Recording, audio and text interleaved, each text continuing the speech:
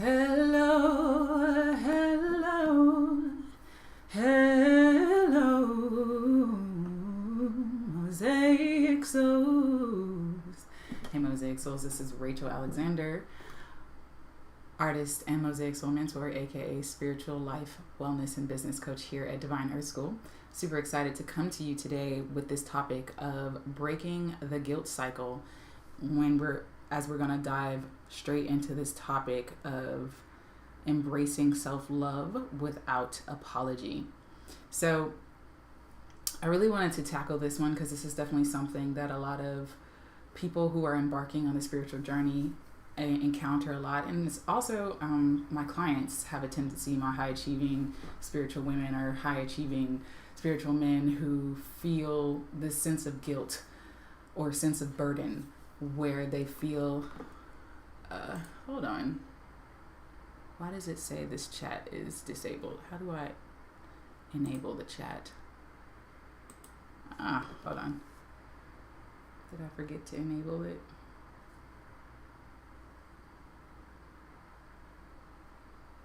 Dang it, hold on.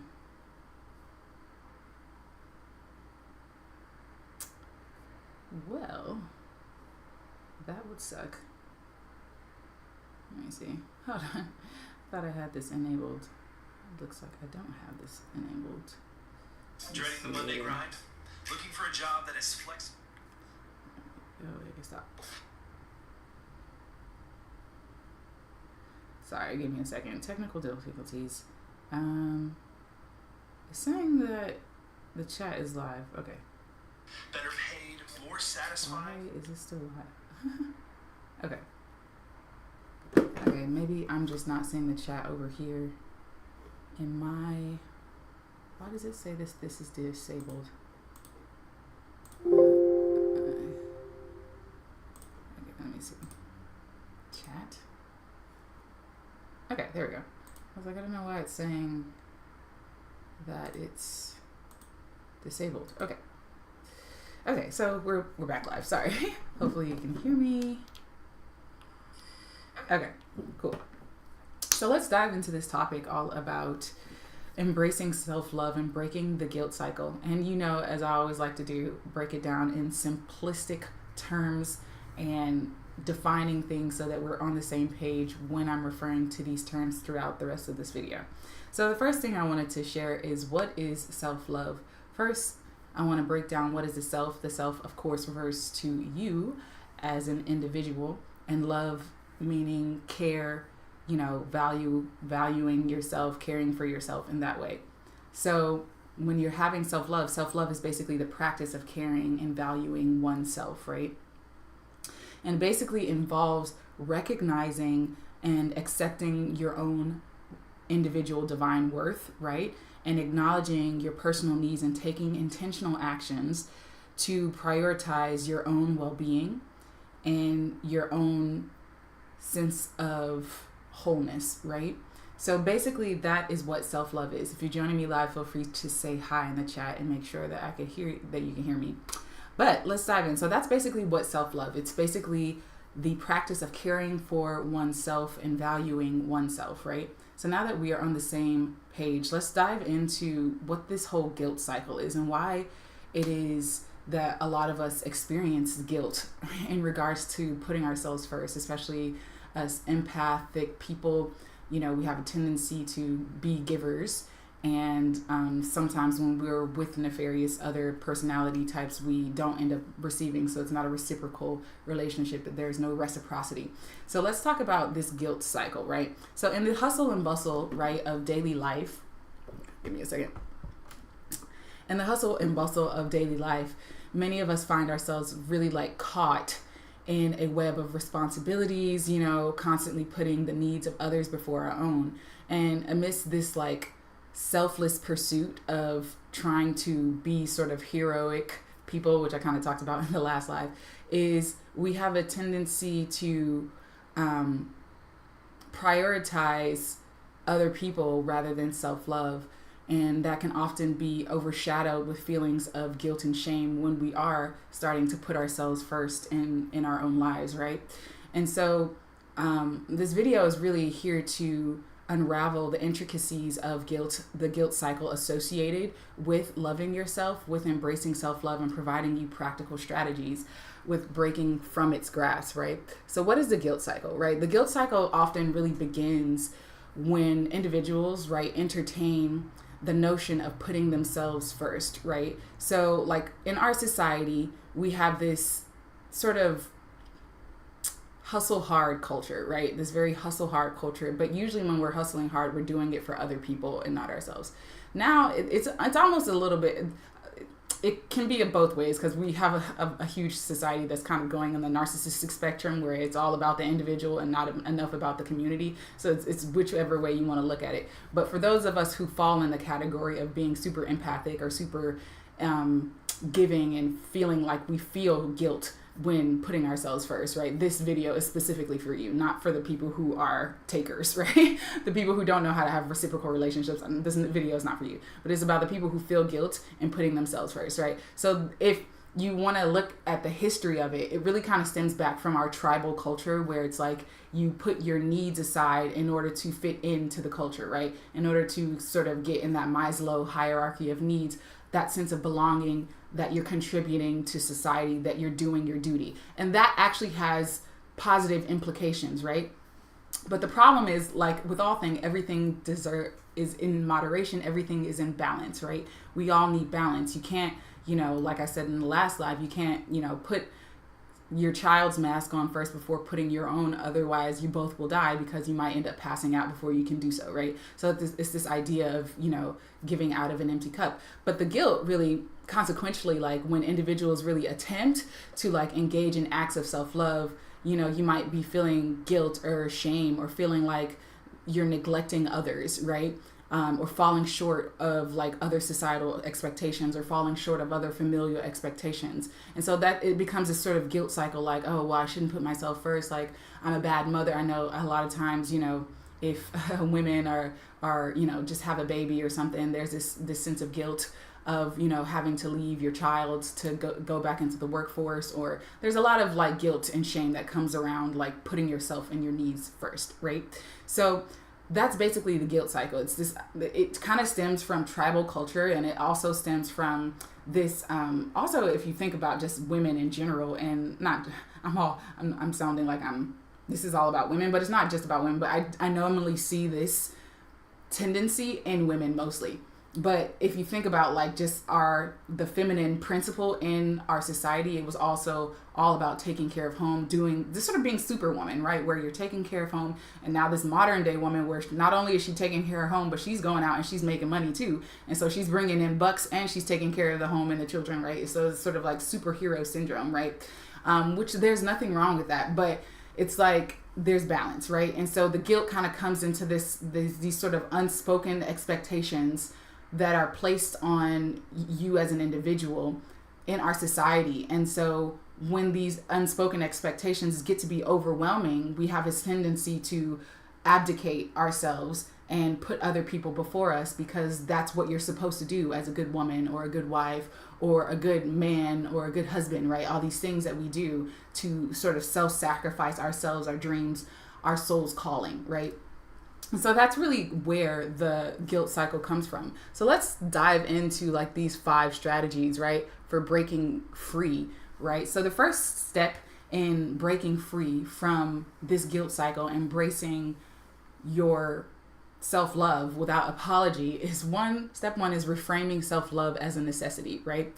So to break the guilt cycle, it's really essential to reframe self-love as a fundamental necessity rather than a luxury. So just as we brush our teeth every day, we sleep, we try to have good nutrition or exercise for our physical well-being, nurturing your mental health and your emotional health through self-love practices is equally crucial, right? So that's really step one, is really reframing self-love as a necessity rather than a luxury.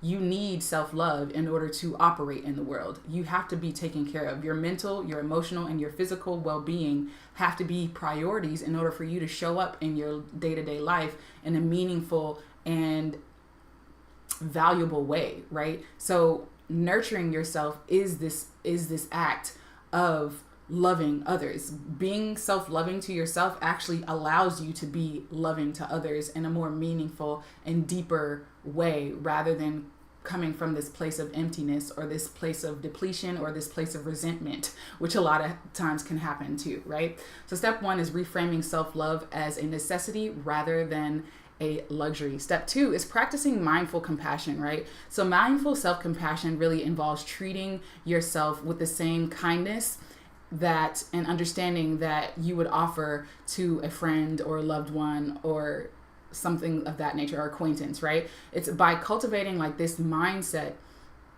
of self-compassion, you start to begin to dissolve feelings of guilt and recognize that self-love is an act of compassion, not selfishness, right? So self-love doesn't mean selfish. When you think of self-love, or when you think of selfishness, you think of doing something for doing something for yourself that will hurt another person, right? Self-love is not that way. When you're truly doing acts of self-love, it's kind of a win-win situation. Selfishness is a win-lose situation, whereas self-love is a win-win situation. So basically practicing mindful self-compassion and giving yourself the same grace, understanding, and love that you would give someone else is the second step to really breaking this cyclical issue of guilt and shame, right? And let's talk about what guilt and shame is, right? So guilt kind of comes from this idea of feeling some sense of remorse when someone has done something wrong. Taking care of yourself is not doing something wrong, right? So guilt and shame really have no place in your emotional vicinity or in your inner world when you're doing things that nurture yourself such that you can give from a full cup, right? So guilt and shame don't even make sense. Having a sense of remorse, right, or sense of feeling guilty or like you've done something wrong or missed the mark by taking care of yourself really is, you really want to flip that on its head and saying, no, actually taking care of myself is an act of divine, love. It's an act of being able to nurture and love other people, because I have to start with myself, right? So it's like everything is a reflection. Also, if you think about the law of correspondence and as within, so without, if you ain't loving yourself on the inside, how could you really truly love someone else, right? It's going to be kind of lopsided, right? Where it's like they win and you lose, right? You always want to set up these win-win situations, right? So step number 2 is practicing mindful self-compassion, right? Step number 3 is setting boundaries with a purpose, right? So establishing healthy boundaries is an integral part of self-love, right? So communicating openly with others about your needs and your limits, and emphasizing that, self-care is not a rejection, but a means of ensuring that you can bring your best self to the relationships and to your responsibilities is your next step, right? So setting healthy boundaries with a purpose, You're not setting them just to shut out the world, but you're saying, hey, in order for me to be there for you in the way that is most beneficial to both of us, I have to take 10 minutes in the morning to meditate, right? In order for me to be able to show up to this conversation, to difficult conversations when, let's say you're in a relationship or something like that and you need to have a difficult conversation, and maybe you feel triggered, right? And so instead of showing up like guns blazing, right, you can say, in order for me to really hear you and be spacious enough to be able to hold space for you, I need to be able to take at least 20 to 30 minutes to calm down, to work through my emotions before we can have an actual loving, caring conversation where both of us can hear each other's sides of the story. You see, by like having this healthy boundary and setting them intentionally, you're actually setting up other people to understand and value your need for self-care, right? You also teach other people that not only do you need self-care, but they also need to take care of themselves as well, right? So by you saying, I need, 10 to 20 minutes or 10 to 30 minutes to work through my emotions, or I need to meditate in the morning or take some me time, whatever it is, you are automatically training other people to learn how to self-reflect in that same way, So setting healthy boundaries with a purpose is step number 3. Step number 4 is incorporating micro moments of self-love. So self-love doesn't always have to be like this grand gesture, right? Incorporating micro moments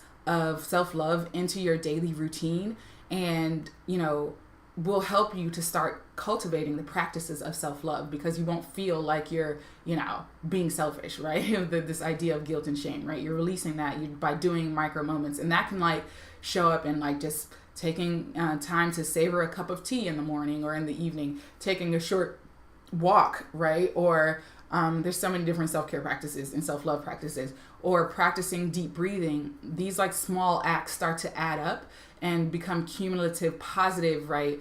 Effective aspects of your well-being, because you start doing these micro moments of loving on yourself, right? It doesn't have to be this, I'm going to take a whole hour every day to go to the spa. Like, it doesn't have to be that. Just taking 5 minutes. Like, I did it today, actually. As I was working, I was like, I really need, like, my spirit was like, just go outside. Just, even if it's just like 1 to 5 minutes.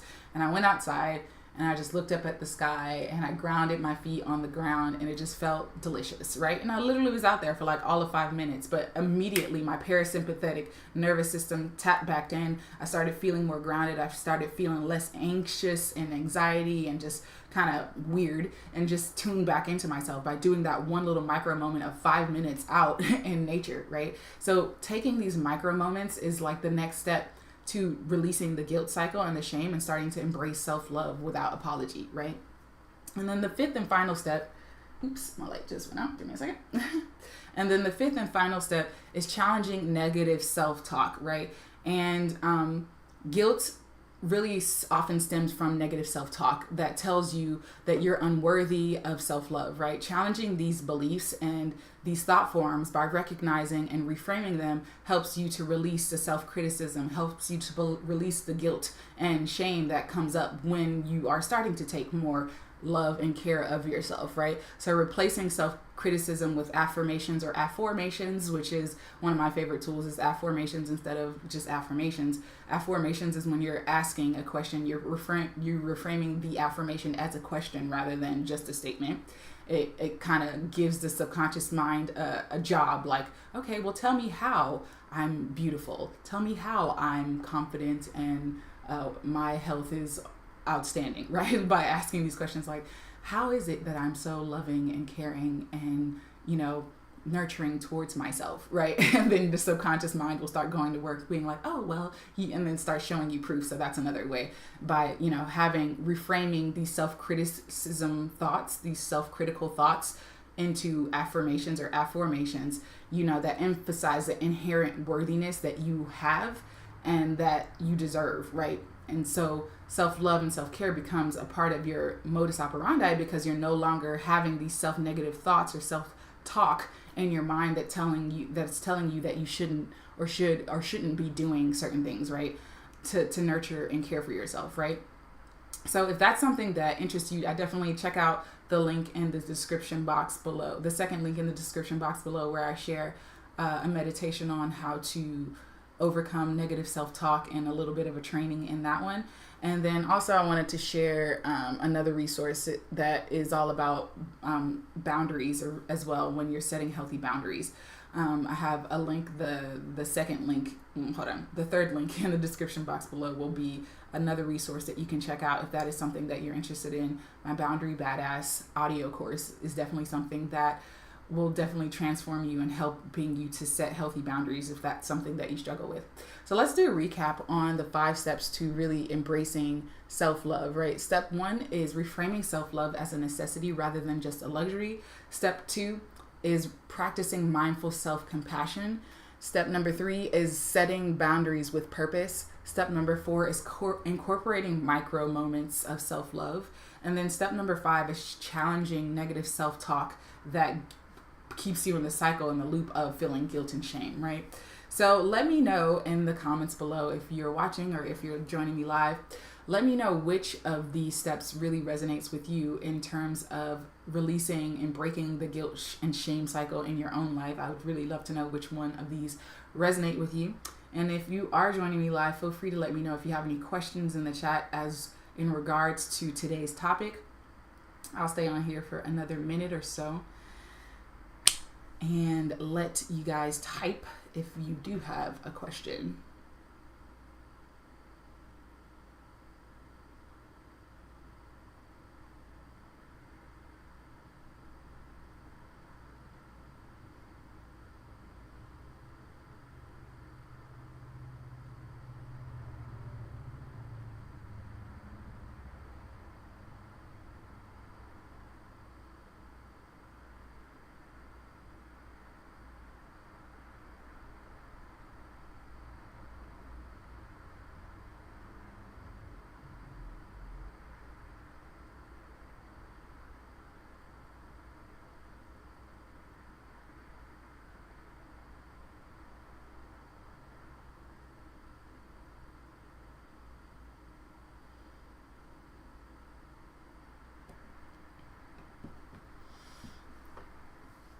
Cool. So I see you have one question. How do I tell my spouse I need more help around the house without sounding like a bee? Okay, cool. That's a really good question. So one of the ways, thank you for your question. One of the ways that you can do that is really about having a heart to heart, and just pulling out like from past experiences when I was in my long-term relationship. You think about if you can talk to that person without being accusatory, right? So when you're asking someone for help and you're reaching out for help, you never want to come to them saying, see, you do all this and because immediately they're going to be on the defense and they're not going to be able to hear you because they're trying to protect their own ego, right? So first you want to come and kind of do what I like to call a gratitude sandwich, right? Where the gratitude / request / gratitude sandwich, right? So basically kind of one of the ways you can do this, there's many ways, but one of the ways that I would do it is I'd be like, babe, I really love that, you're so kind and you listen to me and stuff like that. But, one of the things I really think that I need help with is if you could do the dishes after you get home from work. That way I can focus in on making dinner for us for today and for tomorrow, right? But thank you so much for being, picking up the kids today. And then so you start with a compliment, you give them the meat of what you really need, and then you end it with a compliment, right? That's one way that you can request support, right? Setting that healthy boundary in that relationship, knowing that you need that extra time, or just taking that task off your plate. That way you can focus on being able to do something else that will benefit everyone, right? So just making sure, one, that you're not coming to your loved one with an accusatory tone, right? And two, that you can kind of do the compliment sandwich, where it's sort of like you start with a compliment, you give them or make your request in the middle, and then you end it with a compliment. That's sort of a easy way to do it. Or just basically just, kind of coming with from a place of heart to heart rather than feeling like you're accusatory. Like, I really love our relationship and where we're going, but I've been feeling really overwhelmed lately with having to do all the housework, or with having to help the kids with their homework. It would really be great if you could help me with John's homework. That way I can focus in on Sally and not have to feel overwhelmed, right? Like just making that request without sounding accusatory. An accusatory tone would be like, you never help me, why am I always doing this? And like yelling at the person, or even just having this kind of smugness where it's like, I'm just so, where you kind of boast about how great you are in the midst of putting that other person down. It's all about how you say something is the energy that you're going to get back in kind, right? So if you come with a loving tone, you're most likely going to get a loving response in tune with that, right? So hopefully that helps. Cool. Okay, so see, there's no more questions in the chat. So as always, flow with what feels good and let go of what doesn't, because you are divine. You are a divine being, and your soul knows exactly what you've come to explore and experience while on this planet. So if you are looking for more support, and if you like this video, definitely give it a thumbs up and subscribe to the channel. Remember to, share your love, give that YouTube algorithm out so that other people can receive this kind of information who finds it valuable. Give this video a thumbs up and subscribe to the channel. And if you're needing more support, definitely check out the links in the description box below, or in the cards or something like that. I'll put links in the description most of the time so that you can fuel your journey to actualizing your divine potential and creating the life that you truly desire. So as always, flow with what feels good and let go of what doesn't. And remember, what you conceive is what you'll receive. What you expect is what you'll get. And however you feel is what will become real for you. So vibrate higher, and I will chat with you guys tomorrow. Peace, love, and light.